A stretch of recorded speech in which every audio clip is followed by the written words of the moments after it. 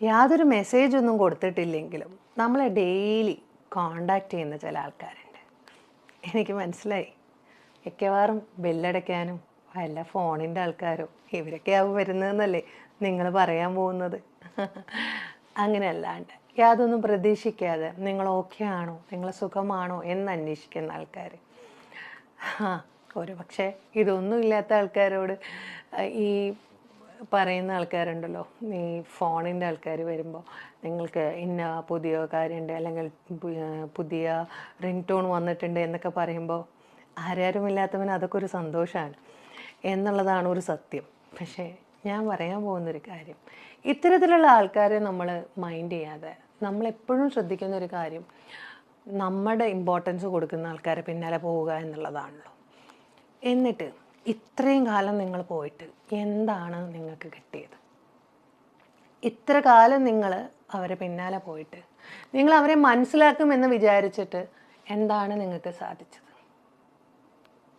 നിങ്ങൾ ഏറ്റവും കൂടുതൽ വിശ്വസിച്ച് നിങ്ങൾ ഏറ്റവും കൂടുതൽ അവരോട് പറഞ്ഞിട്ടുണ്ടാവുന്ന കാര്യങ്ങളുണ്ടാവും. നിങ്ങൾ വിഷമിക്കരുത്, നിങ്ങൾക്ക് ഇങ്ങനെയൊക്കെ ആണെങ്കിൽ അതേ കാരണങ്ങൾ കൊണ്ട് തന്നെ ആയിരിക്കും നിങ്ങൾ അവരിൽ നിന്ന് ഏറ്റവും കൂടുതൽ ഹേർട്ടായിട്ടുണ്ടാവും. എന്നിട്ടും നിങ്ങൾ അവരുടെ അടുത്തേക്ക് പോകുന്നത് അത് അവർക്ക് പെട്ടെന്നുള്ള ദേഷ്യത്തിലായിരിക്കും, പെട്ടെന്ന് അങ്ങനെ ആയിരിക്കും. അവർ വിഷമിക്കില്ലേ എന്ന് ഞാൻ മാറി നിന്നാൽ അവർ വിഷമിക്കില്ലേ എന്നൊരു തോട്ടായിരിക്കും. നിങ്ങൾ മാറി നിന്നതുകൊണ്ട് അങ്ങനെ അവർക്കൊരു വിഷമം തോന്നുന്നുണ്ടെങ്കിൽ, അത് മനസ്സിലാക്കിയിട്ടാണ് അവർ പ്രവർത്തിക്കുന്നതെങ്കിൽ ഒരിക്കലും അവരുടെ വായിൽ നിന്ന് അങ്ങനത്തെ മോശം വാക്കുകൾ വരില്ല. നിങ്ങൾ അത്രമേൽ സ്നേഹിക്കുന്ന ഒരു വ്യക്തിയാണെങ്കിൽ മറ്റുള്ളവരുടെ മുമ്പിൽ നിങ്ങളെ അപമാനിക്കുന്ന രീതിയിലേക്ക് അവരൊരിക്കലും കൊണ്ടുവരില്ല. കാരണം അവിടെ ശത്രുപക്ഷത്തിലേക്ക് നിൽക്കുന്ന രണ്ട് വ്യക്തികളായി മാറുകയാണ്. ആരാര് ജയിക്കുമെന്നൊരു ഫീലിങ്ങിലേക്ക് എത്തുമ്പോൾ അവിടെ ഇഷ്ടങ്ങൾ കുറവായിക്കൊണ്ടിരിക്കുകയാണ്. അത് മനസ്സിലാക്കുന്ന സമയത്ത് മാറുക, അതുതന്നെയാണ് അതിന് ഏറ്റവും വലിയ പ്രതിവിധി. നിങ്ങൾ അവിടെ നിന്ന് മാറി നിൽക്കുക. നിങ്ങൾക്ക് അവിടെ വാല്യൂ, റെസ്പെക്റ്റ് ഇല്ലാത്തടത്ത് നിന്ന് മാറി നിന്നിട്ടില്ലെങ്കിൽ പിന്നെ ജീവിതത്തിൽ ഒരിക്കലും നിങ്ങൾക്ക് തലയുയർത്തി നടക്കാനല്ല, നിങ്ങളുടെ ഇമോഷൻസിനെ എപ്പോഴും താഴ്ത്തിട്ട് നടക്കാനേ നിങ്ങൾക്ക് നേരം ഉണ്ടാവുള്ളൂ. ഒരു 5 മിനിറ്റ് ദേഷ്യത്തിൻ്റെ ഉള്ളിൽ നമ്മൾ പറഞ്ഞുണ്ടാക്കുന്ന വാചകങ്ങളുടെ വേദന അത് അനുഭവിച്ചവർക്കേ അറിയുള്ളൂ. അത് അത്രമാത്രം ഉള്ളിലേക്കാണ് പോയിട്ടുണ്ടാവുക.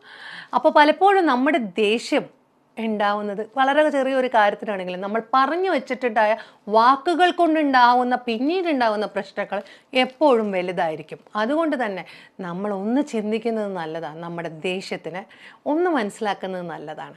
ഇനി ഒരു അബദ്ധം സംഭവിച്ചു കഴിഞ്ഞാൽ നമ്മുടെ ദേഷ്യം കൊണ്ട്, വാക്കുകൾ കൊണ്ട്, പലതും കൊണ്ട് വേദനിപ്പിച്ചിട്ടുണ്ടെങ്കിൽ നിങ്ങളെ അത്രമാത്രം മനസ്സിലാക്കുന്ന ഒരു വ്യക്തിയുടെ മുമ്പിൽ കംപ്ലീറ്റ് നല്ലപോലെ മനസ്സ് തുറന്ന് നിങ്ങൾക്ക് സംസാരിക്കാൻ സാധിക്കണം. ഇതെല്ലായ്പ്പോഴും ഓക്കെ അല്ല, എന്നും ഈ ശീലമാണെങ്കിൽ അതാർക്കാണെങ്കിലും ഓക്കെ ആവില്ല.